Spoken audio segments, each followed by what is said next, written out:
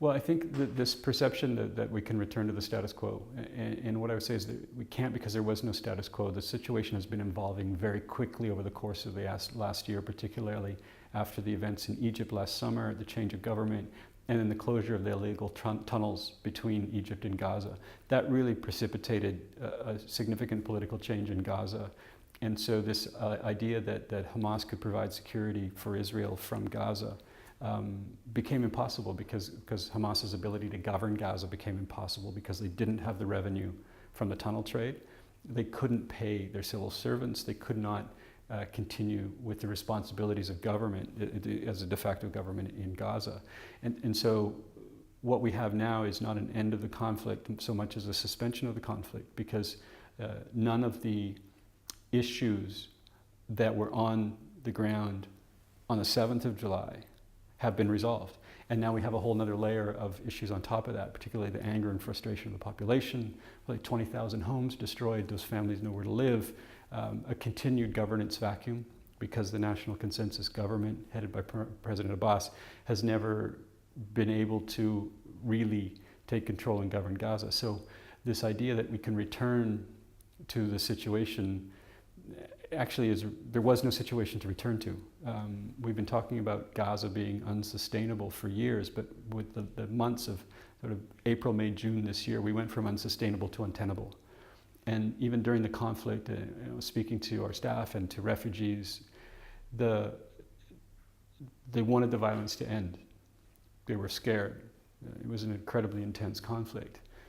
But unanimously, they said, we cannot go back to the way it was before. And so there still needs to be this political action. There still needs to be some way to address some of these underlying reasons that we keep having this violence. Or all we've done is we've reset the clock to the next cycle. And it's not going to be long. It's not going to be measured in years. It's going to be measured in weeks and months.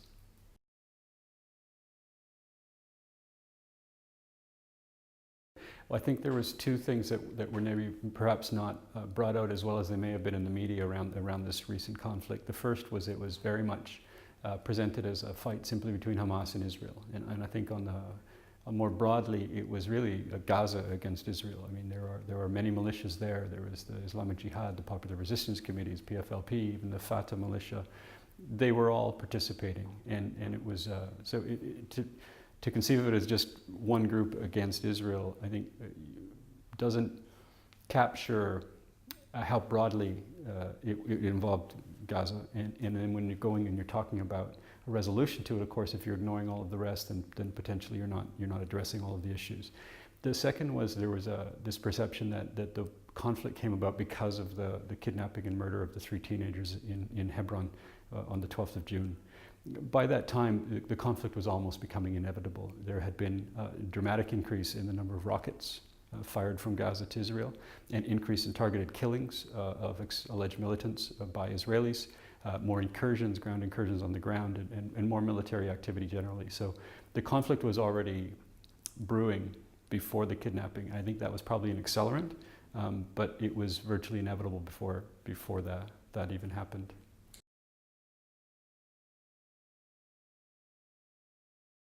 The view I've encountered in our meetings here is that there's very much still support for a two-state solution, and I think realistically what's the alternative? And I think it's still the majority of people in Israel and Palestine still believe that is the best solution.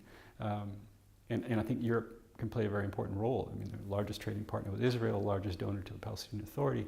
I think that Europe can have a lot of influence.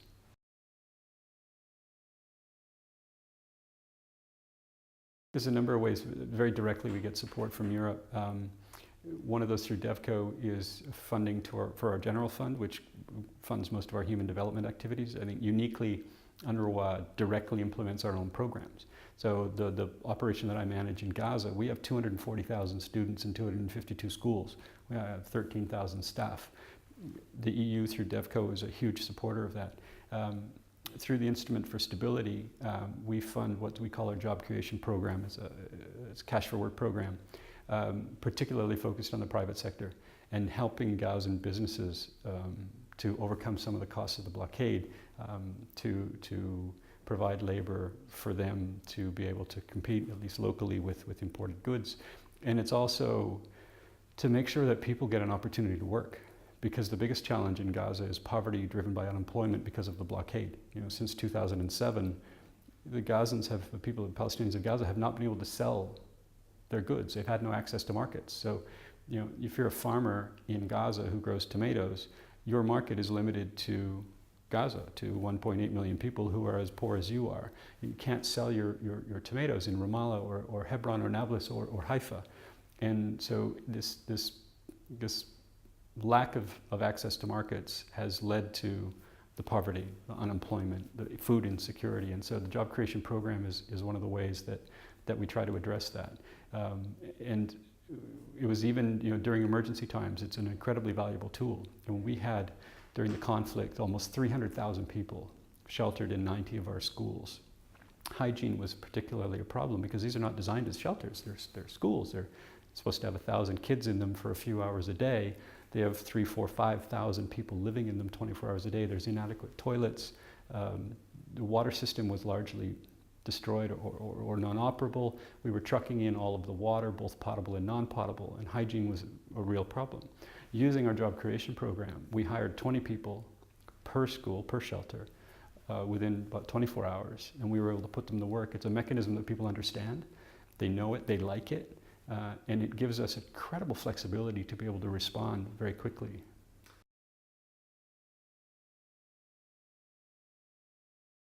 One of the really important priorities right now is for people whose homes have been destroyed or damaged or destroyed.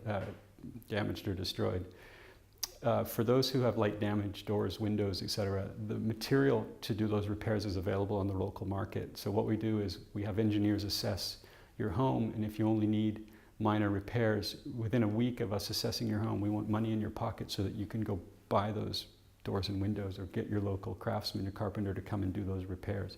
That's important that it happens quickly. If your home is uninhabitable, and of the 20, if there are 20,000 uninhabitable homes, which is the rough estimate, that means 14,000 of those are refugees, and so looking to us for support.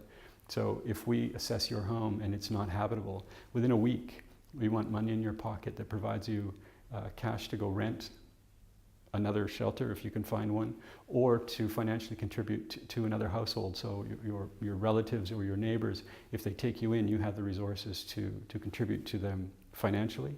And some money to replace your lost goods, to replace the furniture and clothes that you've lost. And to stabilize the situation in Gaza, it's important that this assistance is delivered very quickly. People need to see that somebody cares, that somebody is paying attention, that somebody is responding. And at the moment, that's UNRWA.